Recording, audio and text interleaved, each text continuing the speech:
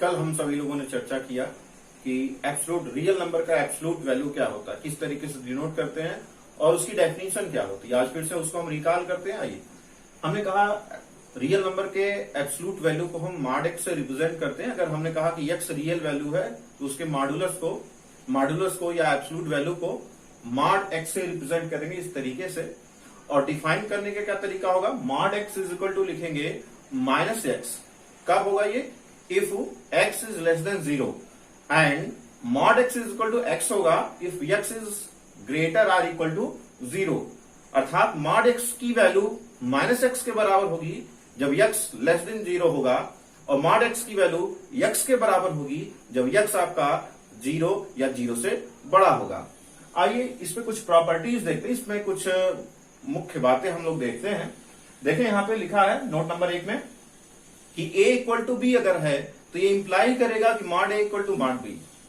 But mod a equal to mod b है तो ये कोई जरूरी नहीं है कि a इक्वल टू b हो ही। हमने क्या कहा, a equal to b implies mod a equal to mod b, but mod a equal to mod b does not necessarily implies that a equal to b। इसके कहने का मतलब ये है कि अगर a इक्वल टू b है तो mod a equal to mod b होगा, बट अगर mod a equal to mod b लिखा गया है तो कोई जरूरी नहीं है कि a इक्वल टू b हो। इसको हम इस एग्जांपल से समझ सकते हैं। यहां देख रहे हैं mod of -3 is equal to mod of 3 equal to 3। अर्थात मॉड ऑफ -3 अगर आप कैलकुलेट करिएगा तभी 3 आएगा, मॉड ऑफ 3 कैलकुलेट करिएगा तभी 3 आएगा। लेकिन यहां पे -3 इज नॉट इक्वल टू 3, अर्थात ये वाली कंडीशन यहां होल्ड कर रही है। आई नोट नंबर 2 पे यहां लिखा गया mod x is equal to 0 if and only if x is equal to 0। इसका मतलब है कि मॉड x की वैल्यू 0 हो सकती है तब और तभी 0 होगी जब x का मान 0 होगा, या x का मान अगर 0 है तो मॉड x का मान 0 होगा। आइए अब इस एब्सोल्यूट वैल्यू पर कुछ जो है हम थ्योरम्स पढ़ते हैं। थ्योरम नंबर 1 पे आए, हमने लिख रखा है for every x belongs to r। Number 1 point, mod x greater or equal to 0। अगर x r का एलिमेंट है तो मॉड x की वैल्यू 0 या 0 से बड़ी होगी। Number 2, mod x is equal to max minus x comma x, अर्थात मॉड x की वैल्यू माइनस एक्स में जो भी मैक्सिमम आएगा उसके बराबर होगी। नंबर 3 पे आइए, mod x is greater or equal to x. Mod x की वैल्यू या तो x के बराबर या तो x से बड़ी होगी। नंबर 4 पे आइए, इसमें लिख रखा है x is greater or equal to minus mod x। Number 5 पे आइए, mod of x is equal to mod of minus x. Number 6 पे आइए, mod of x square is equal to x square equal to mod of minus x square. ये सभी theorems के जो part हैं ये हम प्रूफ करते हैं। आइए अब हम लोग थ्योरम 1 का पहला पार्ट प्रूफ करते हैं। पहला पार्ट क्या था, पहला पार्ट था mod x greater or equal to 0। इसको हम लोग बाय डेफिनेशन प्रूफ करेंगे, डेफिनेशन ऑफ एब्सोल्यूट वैल्यू से।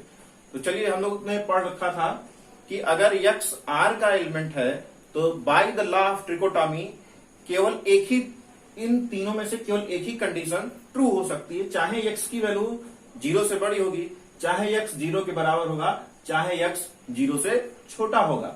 तो हमने कहा बाय द लॉ ऑफ ट्रिकोटॉमी इसमें से केवल एक और एक ही ट्रू हो सकता है। आगे आते हैं, अगर हम मान लें कि अगर x का मान 0 या 0 से बड़ा, अर्थात हमने कह दिया कि x is greater or equal to 0।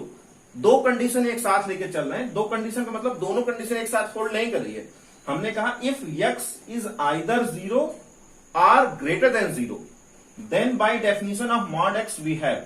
आपने डेफिनेशन में पढ़ा था कि अगर x का मान 0 या 0 से बड़ा है तो मॉड x की वैल्यू x के बराबर आती है।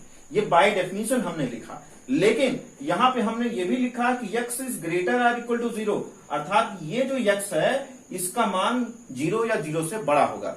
तो ये हमने लिख रखा और इसको इक्वेशन नंबर 1 बनाया। अब हम दूसरे दो कंडीशन हम एक साथ लेकर चल चुके हैं, ये वाली कंडीशन बाकी है।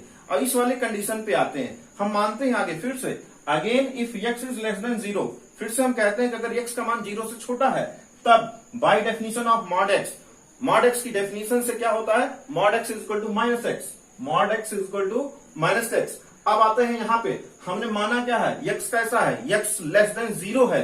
तो अगर x लेस देन 0 है तो इसमें अगर माइनस से मल्टीप्लाई करते दोनों साइड, तो जैसे ही इसमें माइनस से मल्टीप्लाई करेंगे माइनस एक्स हो जाएगा, माइनस के कारण ये इनइक्वालिटी चेंज हो जाएगी, ग्रेटर देन में हो जाएगा, और माइनस से इसमें मल्टीप्लाई करेंगे तो 0 पे कोई फर्क नहीं पड़ेगा। अर्थात अगर x का मान इस केस में x का मान 0 से छोटा है तो माइनस x का मान 0 से बड़ा हो जाएगा, इसलिए हमने माइनस x ग्रेटर देन 0 लिख दिया है। ये किस केस में है? ये x इज लेस देन 0 वाले केस में है कि minus x is less than 0। अब from equation 1 and 2 we conclude that, equation 1 और 2 से हम देखते हैं, क्या देखते हैं कि यहां पे हमने कहा कि mod x equal to x है और x का मान 0 या 0 से बड़ा है, इसका मतलब मॉड x की वैल्यू जो है 0 या 0 से बड़ी है। और नंबर 2 में देखते हैं कि mod x equal to minus x and minus x is greater than 0, इसका मतलब है कि मॉड x की वैल्यू 0 से बड़ी है।